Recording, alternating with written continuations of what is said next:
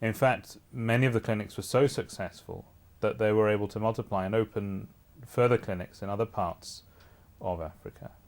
Um, the Nusrat Jahan scheme for clinics and hospitals has been most successful in countries like Ghana and Nigeria and Sierra Leone, and have been a huge boon for the local people over the last 20 or 30 years.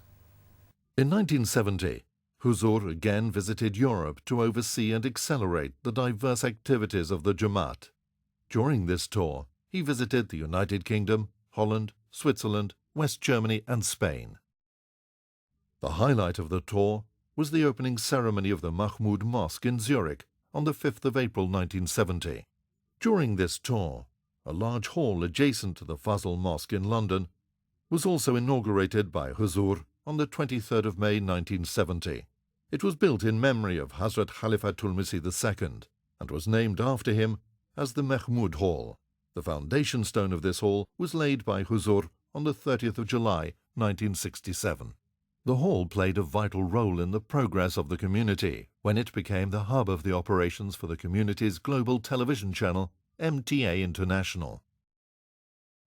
Huzur toured Spain for the first time from the 25th of May to the 1st of June 1970.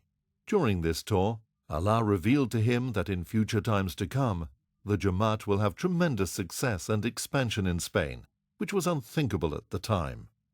On the 31st of March 1972, Huzur inaugurated the magnificent Al-Aqsa Mosque in Rabwa, accommodating over 150,000 worshippers. The Ahmadiyya movement was formally initiated in March 1889 and completed its first century in March 1989. Hazrat Khalifatul Masih III made an announcement concerning the celebration of the centenary of the movement in the annual conference of 1973, in which he enumerated a number of projects which he had in mind in connection with the centenary. Huzur called upon the community to pledge the amount of 25 million rupees to finance the projects and the celebration of the centenary. The pledges, however, received in this respect were 4 times the requested amount. But one thing more very importantly, which Hadhrat Khalifatul Masih Salis Rahimahullah Ta'ala started regarding the celebration of the first centenary, that was the spiritual program for that. So Hadhrat Khalifatul Masih Salis Rahimahullah Ta'ala, he invited the attention of the members of the Jamaat that Jamaat Ahmadiyya firmly believes in the divine support with the help of Allah Almighty, and everything can be accomplished and can only be accomplished if the divine help is there. For that purpose, everybody was reminded that they should particularly follow those guidelines which Huzur gave in detail, and he pointed out certain prayers, that these are the prayers of the Holy Quran and given by the Holy Prophet ﷺ, which the members have to repeat in so many times. In 1973, Huzur embarked upon his third European tour. He visited the UK, Holland, Germany, Switzerland, Italy, Sweden and Denmark.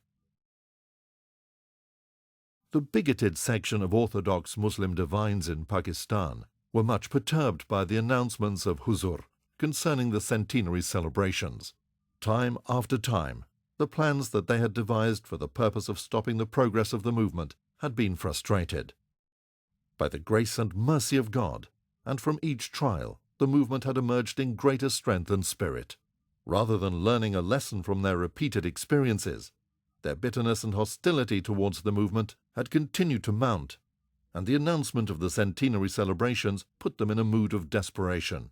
Well, I think it was in April 1974 when an incident was, a very unpleasant incident, was orchestrated by the mullahs on the Rabwa station. And as a result of that, as they had planned, a wave of protests, marches and riots were created by them throughout the Pakistan against the Ahmadi Muslims.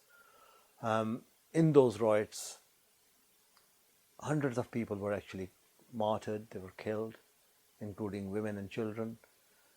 Their properties were looted, their houses, their shops, their businesses were burned. And it was absolutely callous.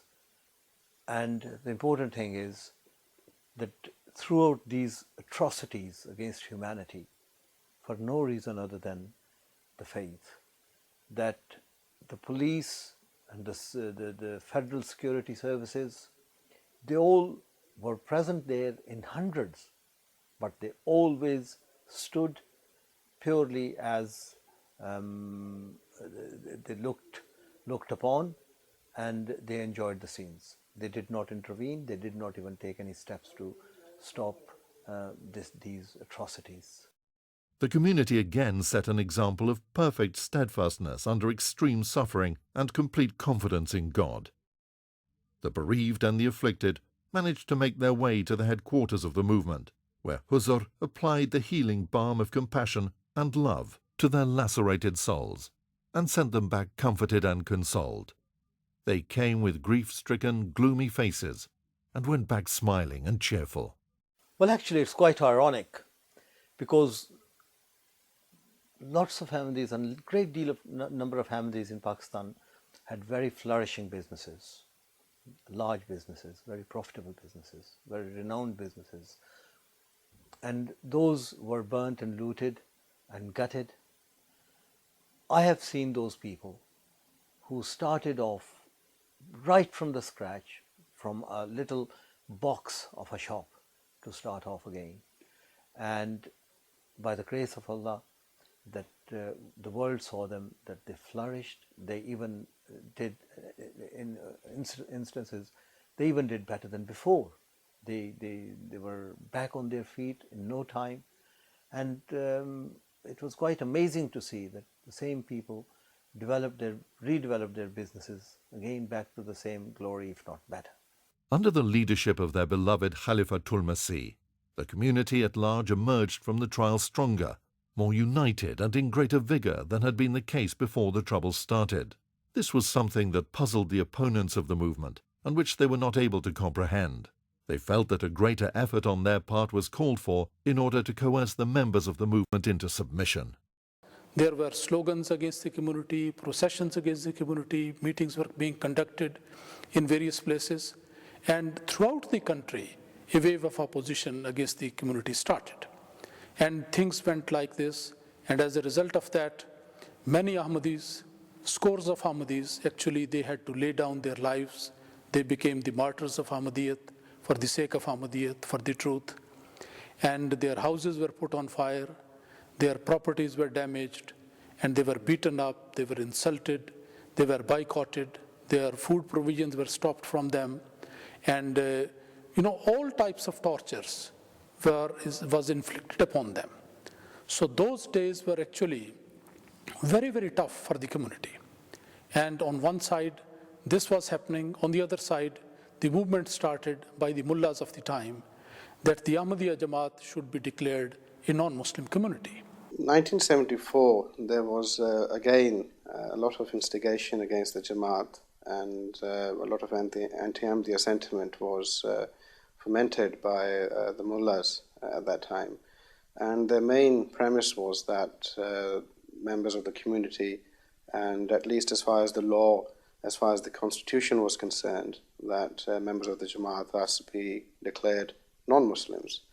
And so the government at that time, which was that of the Prime Minister at that time was Khalifatul, and his government at that time then proceeded to put this towards the National Assembly